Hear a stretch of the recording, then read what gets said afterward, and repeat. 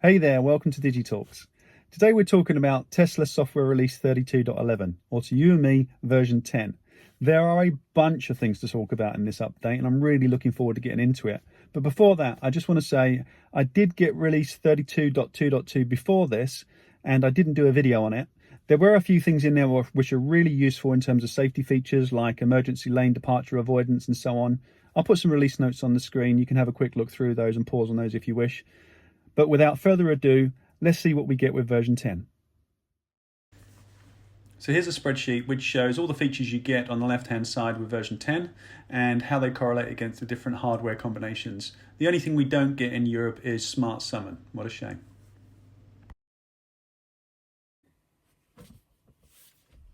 Okay, so let's have a quick scan through the release notes. So version 10 includes updates designed to maximize entertainment in your Tesla. This includes Tesla Theater, more media options, and Cuphead, a new Tesla arcade game. So we can see there we've got Cuphead Tesla Edition, and I'll do a video which shows that a little later. We've also got Tesla Theater, which is one that we've all been waiting for, so Netflix and YouTube. And something I'm really keen on actually is this Tesla tutorials. I've had a few of my followers ask if I could do some tutorial videos. Now I'm sure these guys will be able to do a much better job than I can. Then we've got Karaoke or Karaoke. So yeah, I will do a video on that as well. So be warned, there will be some singing. Driver visualizations have been improved. We saw some of this on some Model 3 updates where it shows the car where it's going to end up in its next lane. And we'll get out there and we'll do some test driving and we'll see some of those visualizations in action. There's feeling lucky or feeling hungry on the navigation. So I think that's to find restaurants or to take you to some interesting places. They've got some map improvements where you can actually click on specific labels within the map and it will bring up details about whether they're open, what their contact number is, and so on.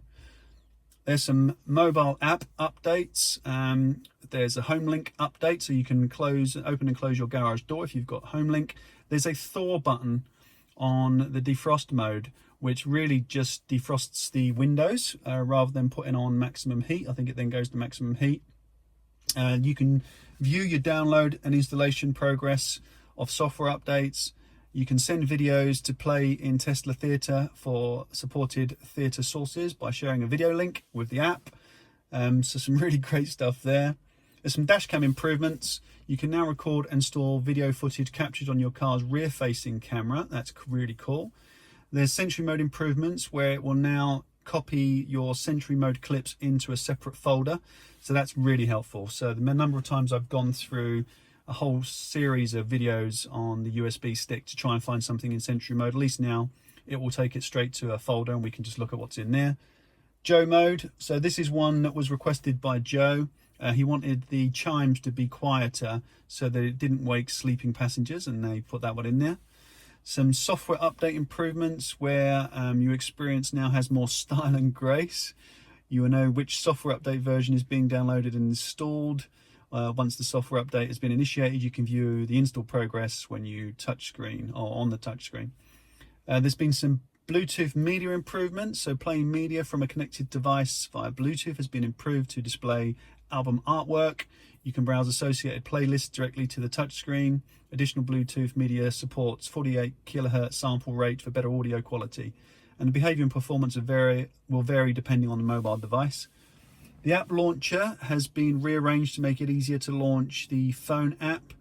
We've also replaced the Tesla Arcade with Tesla Entertainment. And then there's additions to the driver profile. So this one now tells me that my driver profile is associated with a particular key. I didn't see that on the last update. And you can now see when a setting is saved to a selected driver profile in the status bar at the top of your touchscreen. Okay, so let's take a look at some of the new features. So if we pull up the launcher, hit entertainment, these are the ones we've all been looking forward to, right? Netflix. So I've already logged into my account, so it should just come up with some examples straight away. Let's have a look at something actually playing in full screen so we can see what that looks like. Now, for those of us that do use superchargers and are sometimes out charging, then that's going to be a great new feature. The number of times I've wanted to watch a YouTube video or watch a Netflix video or something, and I've done it on my phone, I can now do it on the center screen. The picture is fantastic. The sound is coming through. How much time do we have? I mean, I'm out of here in about 15 minutes. And it's absolutely great. So that is a fantastic new feature. YouTube, now, yeah, I mean, if it's not on YouTube, where is it? So anything you want to watch, go straight to my channel. So we don't have to worry about any copyright issues. Pull up one of my videos. Hey YouTubers, welcome to DidgieTalks. Today I want to talk about the upcoming Xbox full screen. Elite Series 2. And again, the picture quality is perfect. The sound is absolutely perfect. You really can't complain about that. That's going to make sure that we are adequately entertained forever. You've got Hulu on there as well. Some of my followers have actually asked me to do some tutorial videos, and I've pulled back from doing that a little bit because it's really tough to do tutorial videos because there are so many things you could be talking about. And I knew this was coming, so I wanted to wait and see what they did. So we do have now some tutorial videos made by Tesla, which will no doubt help people. And if you do get stuck, as you can see, the start chat has come up and you can actually talk with a Tesla representative who can take you through various different bits and pieces. So yeah, that's entertainment, and that is fantastic. That's under theatre mode. And then you've got arcade mode. This also has a different look and feel. We've got the new game Cuphead, and I will be running a video on Cuphead at some point. For some reason it's not giving me the opportunity. Okay, plug in a compatible controller into the USB port, and I do have my Xbox controller, so I will run that at a later date. And I think Beach Buggy Racing, yeah, you can play Beach Buggy Racing using the steering wheel and what have you, and then all the rest of the games likewise you can do your thing without a controller. But it looks like Cuphead, you have to have a USB cable and a USB type controller. So I use my Xbox One. I think you can use PS2 and pretty much any USB plug-in controller. So we'll take a look at that at a later date.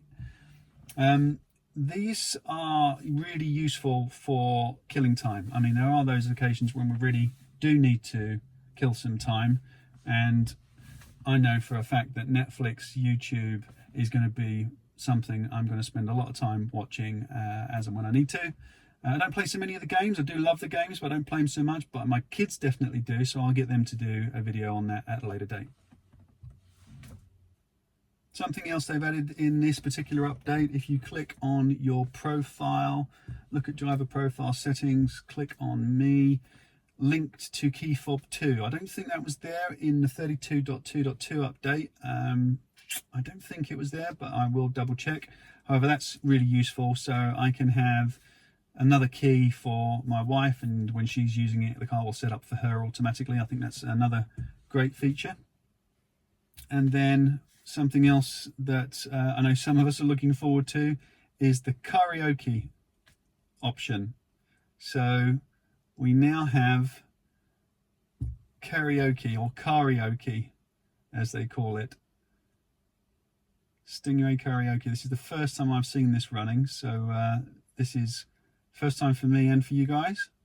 What do we get? It looks like it's streaming. Turn it down a bit.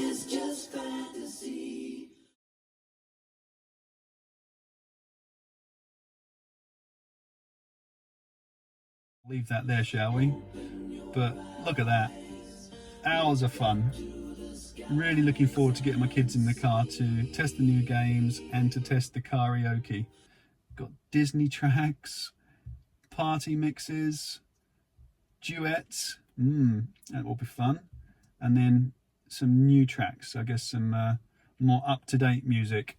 So I know for me that's going to be showing my age for the songs that I'll be singing along to, but my kids will no doubt want to look at the new stuff. So there you go. What have we covered? We've covered new games, we've covered the new entertainment profiles, we've covered karaoke, and we've covered the profile and how that attaches to a key and so on. Right, maybe it's time we get out on the road and see if there have been any updates to Autopilot. Okay, so here we are on our first Autopilot road test after my version 10 update. I've already noticed a few changes to the visualization. So I've just been through a village, and when there were 2 lines in the road in the village, in the middle of the road, then the visualization actually showed 2 lines. It's not showing it on this road, interestingly enough, and we're at speeds now. The other thing I've noticed, which you'll see, are oncoming cars, oncoming traffic. So where before it either didn't see cars coming in the opposite direction, and when it did show them, it showed them from behind. So it essentially thought that, or it was rendering them at least, that they were traveling in the same direction. There you go, you've got 2 lines showing in the middle of the road and 2 lines showing on the visualization now. So that's just an example of where it appears to be seeing more, at least it's rendering more on the visualization. And let's see if this truck shows us coming ahead towards us. You see that, there you go, there's some cars and it shows them as coming towards us. There's a truck coming towards us. So it is picking up cars coming towards you and showing them as coming towards you. So it's now recognizing the difference between oncoming cars and cars traveling in the same direction. So that's comforting. It was only showing cars coming at you but in reverse previously, and it's still showing 2 lanes in the road. So it's clearly picking up road markings more effectively, or at least rendering them more effectively. I do love that cars coming in the opposite direction, rendering those for you better. It just gives you the sense that the car is seeing and understanding more about its environment, which is obviously useful when you're putting your life essentially in the hands of Autopilot. So there you go, we're already seeing some differences in terms of the rendering. There are a few roundabouts up ahead, and the car has on occasions been able to navigate those roundabouts. So let's see how it gets on this time. So here we are coming up on our first roundabout with version 10. Now this is incidentally operating way outside of its normal operating parameters. The car is not designed and configured at this point to navigate roundabouts or recognize traffic lights. I know that's stuff they're working on, and with hardware version 3 then these are things we may see more of in the future. But right now this is very much an edge case. It's usually an example of the kind of things the car can do by recognizing its surroundings, but not necessarily because it is configured at this point to do it. So let's see what it does. Oh, I actually took it off. No, it won't go back on. I actually took it off there because it was getting a bit close to the left-hand side of the lane. So not a great start for roundabout testing, but then I wasn't expecting it to work anyway. So let's see how we get on with the next one.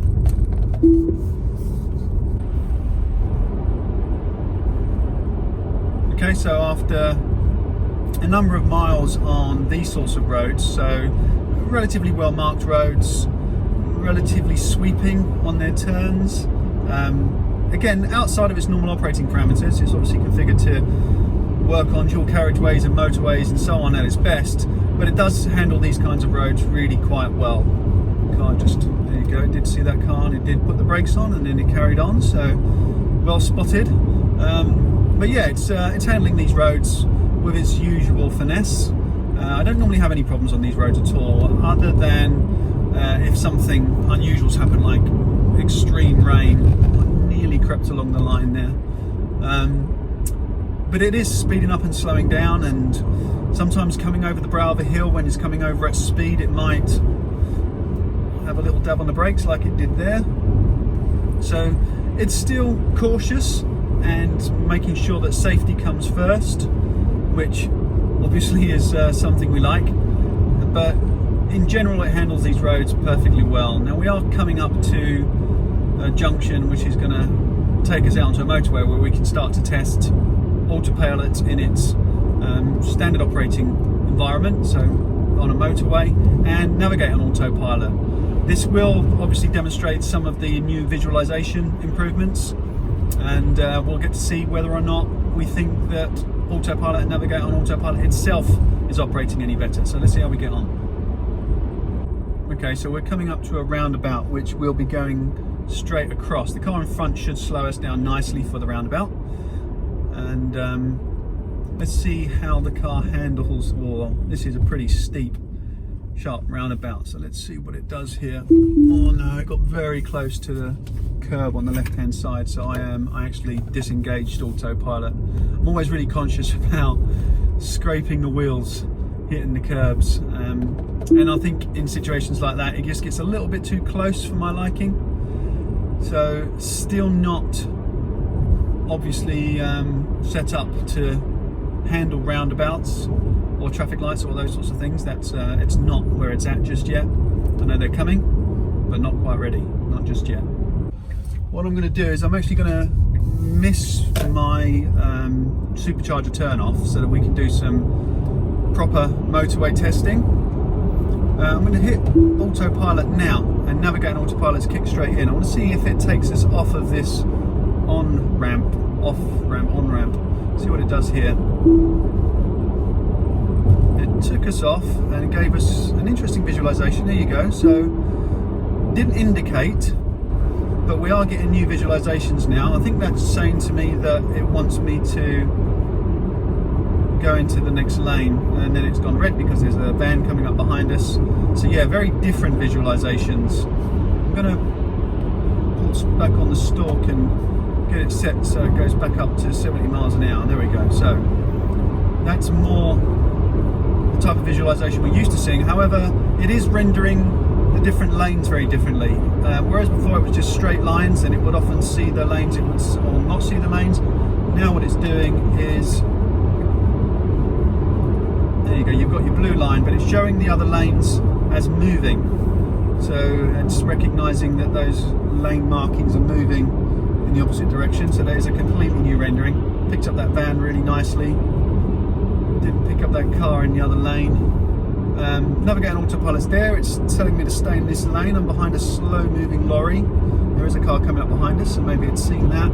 I would expect it at this point to suggest a lane change, but I'm going to leave it. I'm just going to see what it does and how it performs, or how it would be performing if it was completely autonomous. I'll tell you what, it's actually keeping us in this lane because it wants us to turn off at the next junction, and I am going to not do that. You see it shows where I'm going to end up in the next lane. It's saying that there's an upcoming lane change ahead. I'm not going to take that lane change because last time I tried this in this middle lane and I didn't take the lane change, it slowed the car down. It hit the brakes and slowed the car down. I'm going to see if it does it again. There is a car behind me, so I'm just getting ready to hit the throttle. Hopefully he's going to pull out. Right, it has. It started slowing down for the turn off, and it slows down quite considerably. I put my foot on the throttle. I'm going to go past that turn off, but that is a behaviour, should we say, which is a little worrying. If you don't take the turn off that you've got on the sat nav, it starts to slow you down. I wasn't willing to let the car slow down or finish what it was going to do because there were just too many cars around me, too many cars behind me, and yeah, I didn't want to become a slow moving obstacle for the cars behind me. Taking us back off, and I'm going to do the same thing again. I'm going to put autopilot on when it gives me the option to do so, which it has. It's saying that 60 mile an hour is the speed limit, and now it will take us up to that 60 miles an hour. There is a lorry behind us. There are two lorries behind us. So now this really is a leap of faith. Okay, put the indicator on, changed us into the right lane, suggesting we go into the next lane, which I'm going to accept. Pull the stalk back so we've got 70 mile an hour as our limit. And navigating autopilot back into normal mode. Here we go. Yep, there you go. And now let's see how it handles bringing us to a stop on this exit ramp. Okay, it's moved us to the outside lane, which is the lane we really wanted to be in, it's indicating now. It tried to indicate, and it's showing a turn, and I'd say that was not quite, it was better than before, but still not quite right. It brought us to a stop at an angle a bit further away from the end of the road that I would usually like. We're going to take this entry to the motorway again, and I think pretty quickly it will say that autopilot is available. It has. Let's put it on. I'm going to set the max speed to 70 because I want to join the motorway at the right speeds. Let's see what it does. Okay, it's recognised the lane. It's pulling us into that lane, but without the indicator again. So under those circumstances, I'd normally expect it to indicate to say we're joining the motorway. It wants us to change lane, and it quite rightly spotted that car that was coming up fast behind us and marked the lane as red.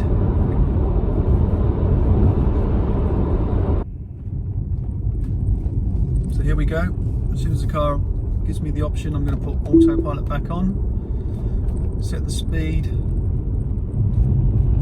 to, well, it lets me set the speed to 70 miles an hour. Okay, it's not letting me set the speed to 70 miles an hour, and it's not accelerating anywhere near fast enough. Okay, now it's accelerating faster. It recognised that, I think it recognised that lorry and was just holding me back. Now it's changing lanes, put me in the lane behind the lorry, and suggesting that I go out another lane, which I'm going to do. Let's see what it does.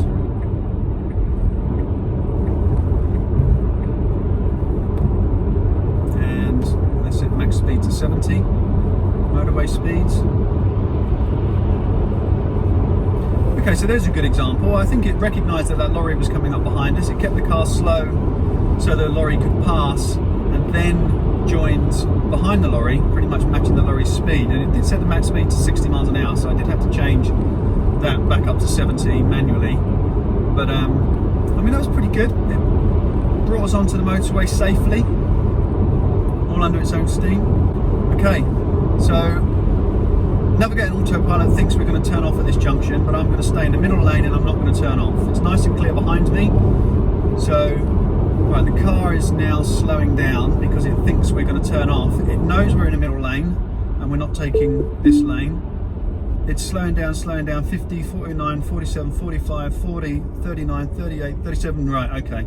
Now that's getting really dangerous. There's nothing behind me, so no issues in terms of endangering the cars behind me. But it knew that I wasn't going to turn off there, and it continued to slow the car down in the middle lane of the motorway. So there's definitely a behaviour there that needs to be taken a look at. You know, you're supposed to be in control of the car and you're supposed to be aware and alert, and as I was very aware of what was going on around me, very ready to take over, and in that situation I had to hit the throttle and get the car up to a decent speed again so that it was safe. There was absolutely nothing behind me, so it was very safe. I wasn't in any danger of causing any issues. But I think the car should be able to recognise that you're in the middle lane, should therefore be able to recognise that you're not going to make the turning, and therefore it shouldn't slow you down. Okay, so some good testing of autopilot and Navigating Autopilot there. A few examples of conditions under which the car maybe is still not quite where we'd want it to be. But then again, you know, it's not perfect yet, and nobody says it is. But under typical operation and normal circumstances, Navigating Autopilot was working really, really well. I'd say it's better than previous versions, but that is subjective. It was a fairly short test, and I don't have any scientific data to back that up, but it felt better. It seemed to handle things well. Having the different visualization, I think, is helpful. It just gives you that extra bit of confidence to let you know that the car has spotted various elements of what's going on around it with more accuracy. Recognizing cars coming in the opposite direction, for example, recognizing multiple lines in the road, showing you which lane it wants you to go into, then showing you where you're going to end up when you hit that lane is all good stuff. Just some examples there of maybe it actually doing things really well in terms of recognizing there's vehicles coming and slowing you down, letting them pass. There's all sorts of things going on there which I could say are really good. I'm going to leave Autopilot on for this roundabout and see what it does. See what it does, see what it does, see what it does. No, yeah, got very confused there, so I had to take over. But yeah, it's not ready for roundabouts, but we know that already. So yeah, there you go. New visualizations looking good. Autopilot working as well, if not better than previous versions, doing a really good job. Navigate on Autopilot and Autopilot on motorways doing a good job. What's it going to do here? It's going to drive me straight into those lights.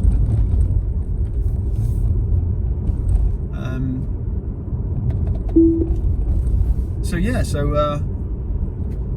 still things that you really need to be ready to take over for. You know, it isn't perfect. It isn't autonomous driving, and it's not supposed to be. It's supposed to be driver assistance, and that it is. I think on Autopilot you do find yourself relaxing a little bit, and therefore having the time to focus on everything else that's going on around you. And I don't mean look out the window and play with your phone. I mean actually just recognize other things that are going on around you.